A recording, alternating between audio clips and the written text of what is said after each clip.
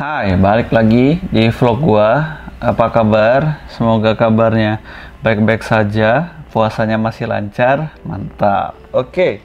Di video kali ini, sesuai judulnya, gua mau review masih menjadi motor gua, yaitu Yamaha MT-09. Nah, review yang di sini gua pengen menjelaskan ya semua aspek sih ya, semua aspek karena gue juga udah mengalami semua kondisi dengan motor itu. Walaupun cuma istilahnya baru 2000 km, tapi gue udah pakai motor itu tiap hari, dan termasuk cepat juga sih, dalam kurun waktu kurang dari 3 bulan gue udah nempuh 2000 km. Ya udah deh, kalian nonton aja videonya, jangan skip bagi teman-teman yang pengen tahu tentang MT-09.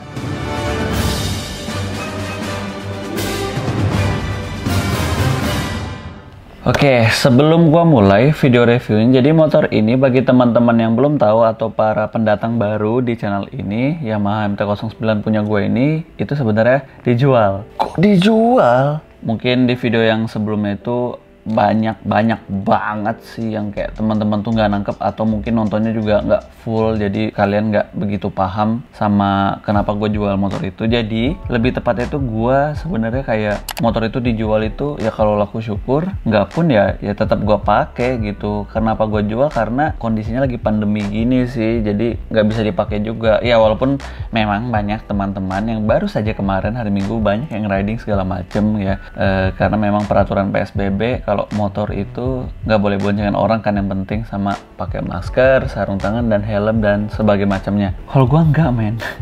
Gua mau riding nih, tapi aduh banyak tekanan lah, istilahnya banyak tekanan ya, entah itu dari coronanya sendiri atau dari peraturan dari PSBB-nya, atau takutnya gue juga nanti mencontohkan yang jelek.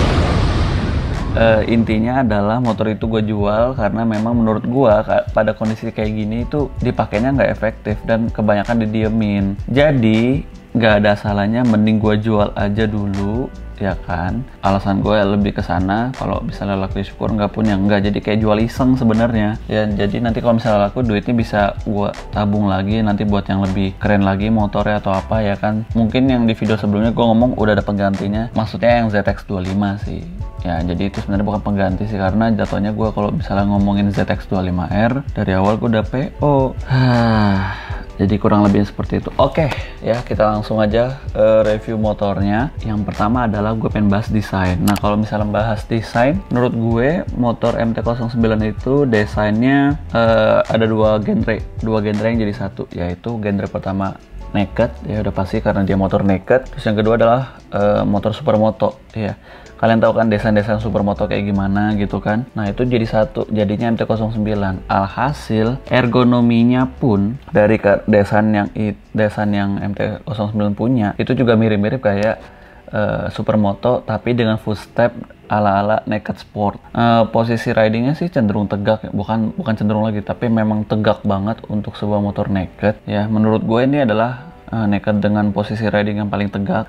Artinya adalah kalau menurut gua itu posisi ridingnya makin nyaman, jadi nggak bikin cepet pegel, baik itu mau dipakai harian atau pakai touring gitu kan, itu enak banget lah pokoknya. Tapi balik lagi, kalau masalah desain, menurut gue desainnya memang cenderung kayak minimalis sih. Jadi nakednya tuh benar-benar nggak banyak gimmick segala macam dari segi bodinya, jadi benar-benar pure.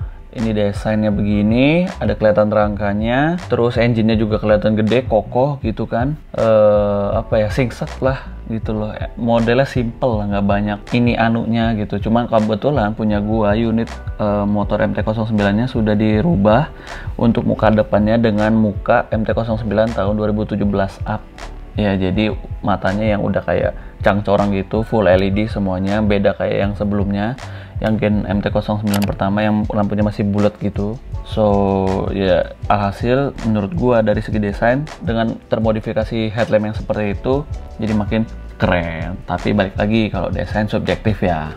Lalu yang kedua, bahas engine. Nah, engine-nya sendiri MT-09 ini dia kalau secara kubikasi itu 8,5 cc, tepatnya segini.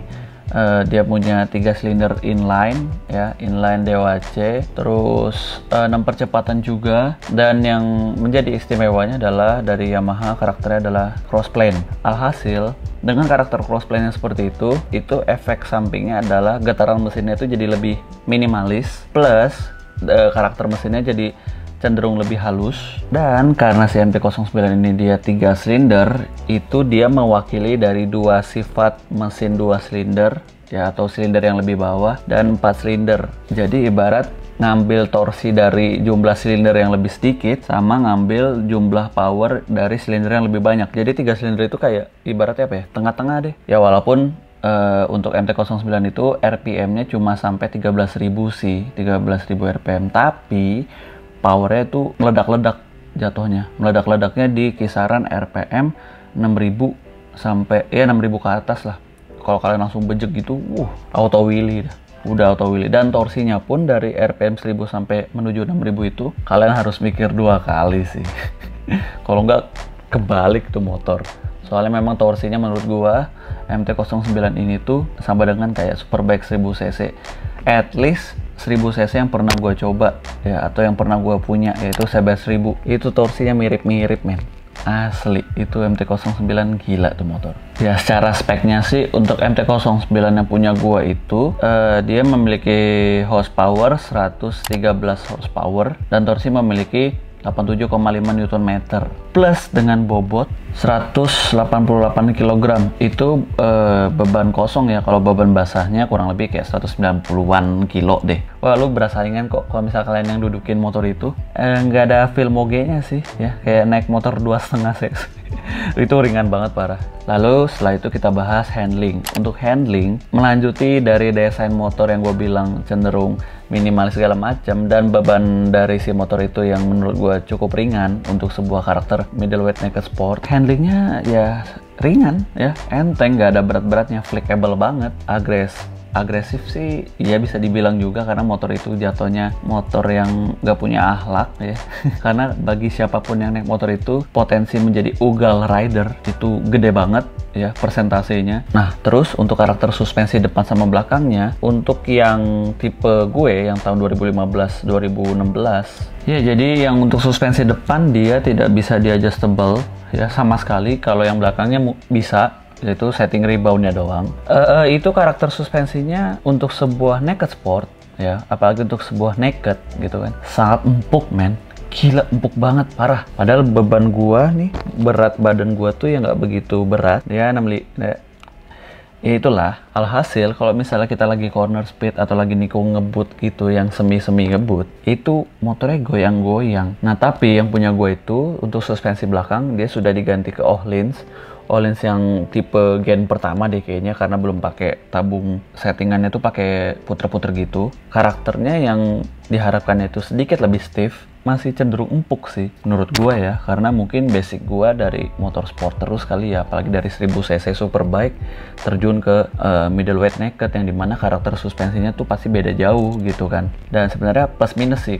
Plusnya adalah kalau misalnya ada jalan yang bumpy-bumpy, kalau misalnya kena suspensi empuk enak, nggak begitu keras di area selangkangan, area bokong gitu kan, nggak begitu sakit. Tapi kalau lagi belok ngebut segala macem, nah itu minusnya, bumpy jadi nggak stabil efeknya. Tapi kalau misalnya mau dipakai ya ugal-ugalan, motor itu memang mendukung banget gitu. Makanya kebanyakan owner dari MT-09 itu ganti Öhlins ya menurut gue, karena mungkin dari situ juga sih. Tapi overall untuk secara handling segala macem enak ya, ringan, lincahnya itu berasa banget, nggak kayak moge. Lalu bicara soal konsumsi bensin nih, nah konsumsi bensin tangki MT-09 punya gue itu dia 14 liter, sama dengan kayak tangki bensinnya MT-25 atau R25 ya, 14 liter. Buset, untuk motor yang istilahnya cc-nya gede gitu terus dikasih tangki bensin yang cuma 14 liter, menurut gue dikit men.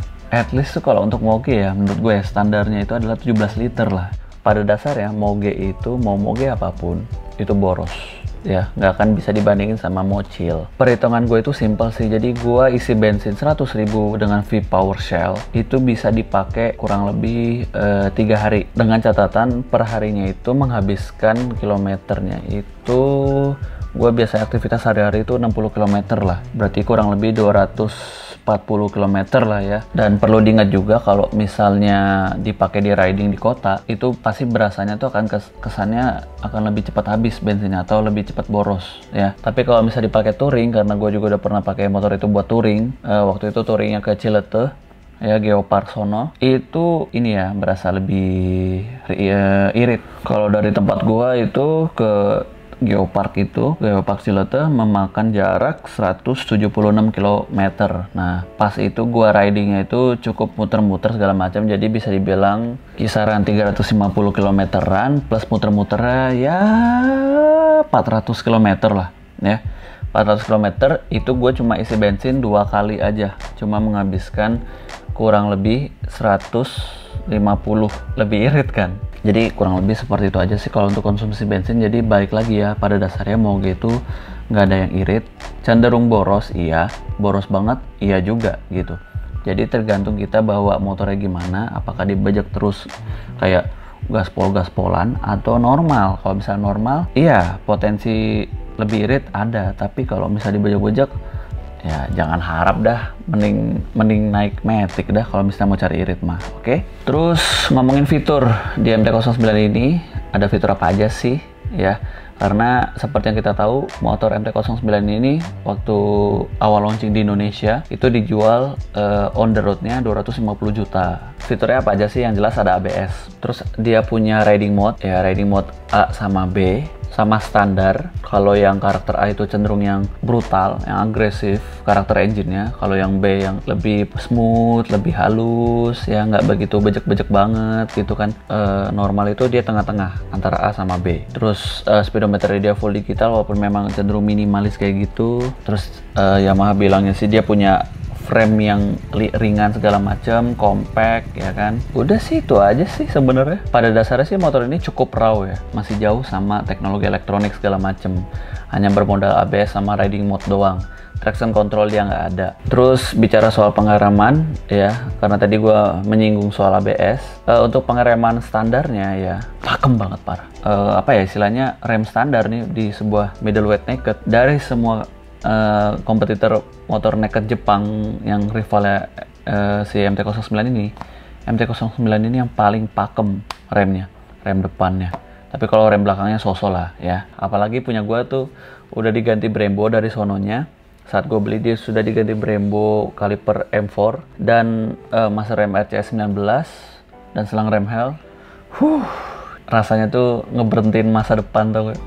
Buset. Kalau menurut gua sih semakin pakem ya semakin asoy gitu. Jadi kita semakin berani buat ngebut gitu kan, karena remnya juga pakem, kita percaya sama remnya gitu. Jadi MT-09 itu mempunyai basic pengereman yang jempol, 2 jempol malah menurut gue.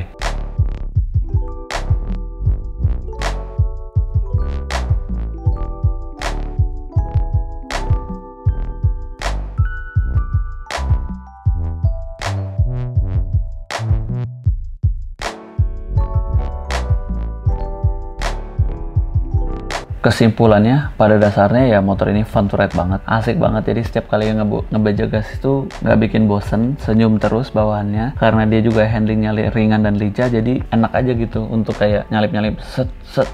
Wah, tuh cepet banget deh. Seenak itu motornya, senurut itu juga. Jadi sip lah pokoknya. Nih Yamaha MT-09 tuh termasuk motor yang paling sip lah. Oh iya, kalau misalnya pengen yang lebih fun to ride lagi, pasang quick shifter deh. Pol, enaknya enak banget asli. Quick shifter up and down kalau memang mau, makin sip. Dan ya paling segitu aja sih untuk video review MT-09 kali ini dengan tema di rumah aja ya. Jadi gue nge-reviewnya di dalam rumah aja. Semoga berguna informasinya ya bagi teman-teman yang minat dengan motor gue. Langsung aja cek IG-nya Biker Second Sport. Di situ dijualnya. Gimana menurut kalian tentang motor MT-09 ini? Kalian jangan lupa untuk tulis komentar di bawah. Sekian dulu untuk video kali ini. Sampai jumpa di video berikutnya. Bye. Peace.